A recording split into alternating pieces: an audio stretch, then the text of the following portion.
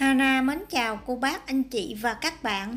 Hôm nay Hana chia sẻ một món ăn hoàn toàn mới. Đó là món hoành thánh rong biển sốt dầu hào.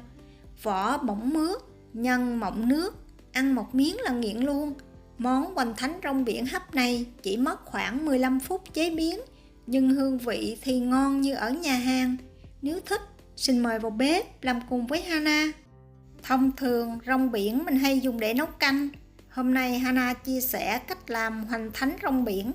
Rong biển mình chỉ lấy khoảng 7 gram, vì rong biển này nở rất là nhiều.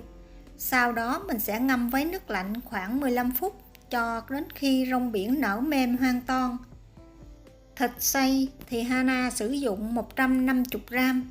Mình sẽ cho thịt vào tô, nêm vào 1 muỗng canh nước tương, nửa muỗng cà phê dầu mè, 1 muỗng cà phê đường cát, nửa muỗng cà phê bột nêm, nửa muỗng cà phê tiêu xay. Dùng đũa trộn nhân theo một chiều khoảng 2 phút để thịt tạo độ kết dính, giúp cho viên hoành thánh chắc và dai giòn hơn.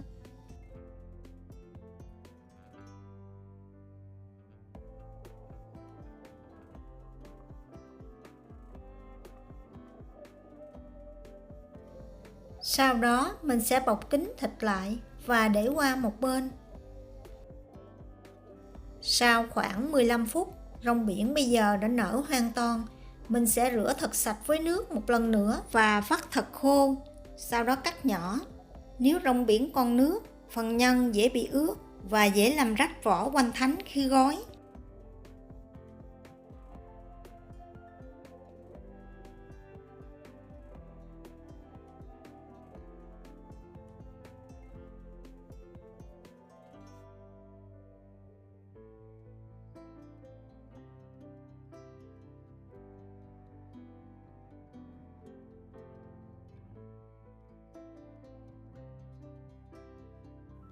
Cho rong biển vào tô thịt đã chuẩn bị lúc nãy, thêm vào 1 muỗng cà phê gừng băm nhỏ.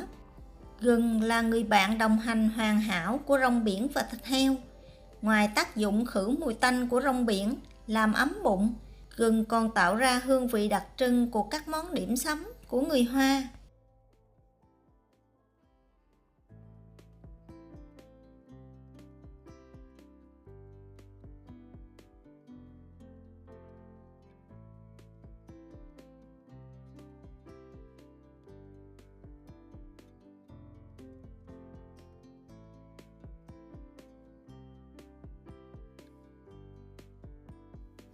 Để tăng thêm hương vị cho nhân, Hana sử dụng thêm 20 gram hành lá cắt nhỏ, 20 gram ngò rí cắt nhỏ và 1 muỗng canh hành phi.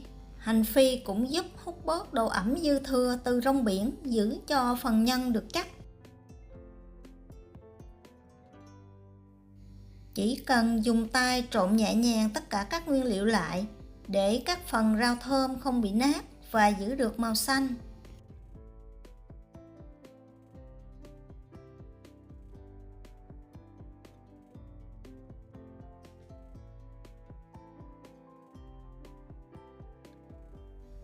Xong phần nhân, bây giờ mình sẽ đi gói hoành thánh. Đây là loại hoành thánh Hana sử dụng. Cô bác, anh chị và các bạn có thể sử dụng bất cứ loại nào mình có. Mặt nào của hoành thánh có bột mình sẽ hướng ra ngoài để một chút mình hấp. Các viên hoành thánh không dính lại với nhau. Thoa một ít nước ở 4 góc để một chút mình gấp mép lại. Mỗi viên hoành thánh thì Hana sử dụng khoảng 1 muỗng cà phê nhân. Sau khi cho nhân lên vỏ hoành thánh, mình sẽ dàn mỏng ra một xíu. Cách gấp thì cô bác, anh chị và các bạn nhìn theo cách của Hana làm sẽ dễ dàng hơn. Dùng cán muỗng hoặc là cán vá có một đầu tròn, mình chỉ cần lăn nhẹ một vòng, sau đó dùng tay bóp nhẹ đầu bên kia. Bên đây mình chỉ cần đẩy cán muỗng vào, bẻ được đầu bên kia xuống là xong. Cách gói này đơn giản, nhanh gọn lẹ. Cứ tiếp tục làm như vậy cho tới khi hết phần nhân. Công thức này mình làm khoảng 20 viên hoành thánh.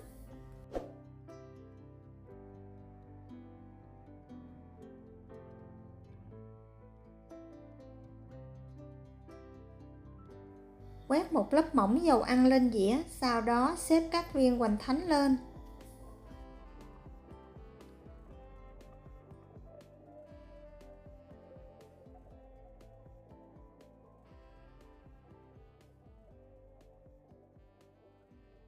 Trong lúc gói hoành thánh, cô bác anh chị và các bạn cũng nhớ bắt sẵn một xửng nước sôi.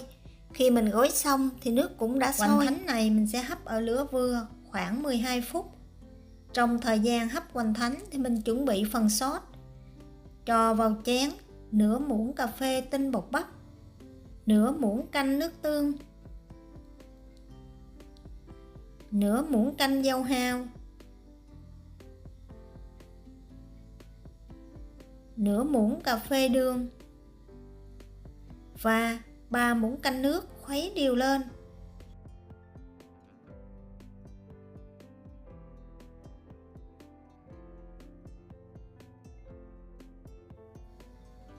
Cho vào chảo nửa muỗng canh dầu ăn và đun nóng lên.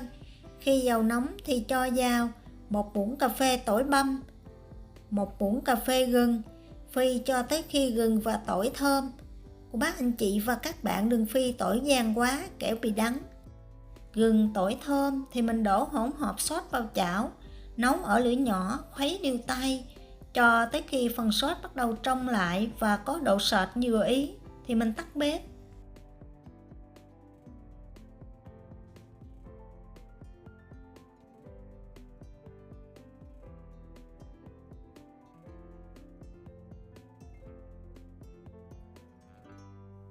Sau 12 phút, hoành thánh bây giờ đã chín hoàn toàn. Mình sẽ dỡ nắp ra, quét một lớp mỏng dầu ăn lên mặt, giúp cho những viên hoành thánh luôn được bóng mượt. Và rưới phần nước sốt mình đã chuẩn bị lên, rắc thêm một ít hành lá là mình đã có một món ngon nhanh bổ dưỡng cho gia đình của mình vào buổi sáng. Lớp vỏ thì rất là mỏng, nhân thì cực kỳ đậm đà, thơm mùi hành phi và gừng. Món này vừa nhanh lại vừa cực kỳ tốt cho sức khỏe, đặc biệt khi cô bác anh chị và các bạn muốn đổi vị cho buổi sáng hoặc là buổi xế. Nếu thích những gì Hana chia sẻ, nhớ đăng ký ủng hộ kênh của Hana nhé. Hana cảm ơn. Hana kính chúc cô bác anh chị và các bạn nhiều sức khỏe, nhiều niềm vui và luôn thành công trong cuộc sống.